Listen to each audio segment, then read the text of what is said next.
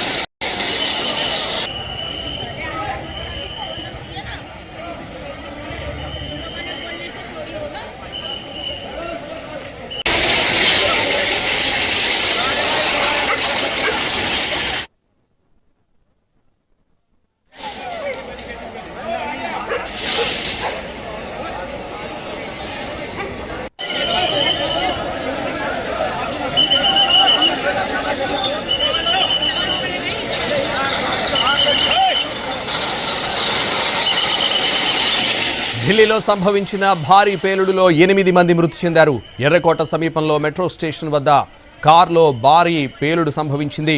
చాందనీ చౌక్లోని आप वहीं थे?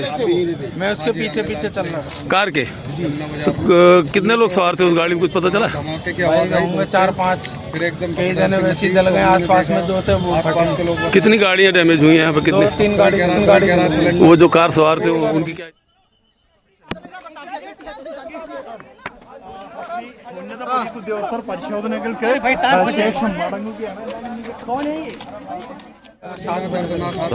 सात पुट्टे साथ में बम फट गया। 7 बजते पुट्टे साथ में बस बम फट गया। मैं अपना दुकान वहीं पे था, मेरा दुकान। कितनी गाड़ियां चपेट में आई इसके बम? 2 बस जल गया है। 2 बस भी? हाँ।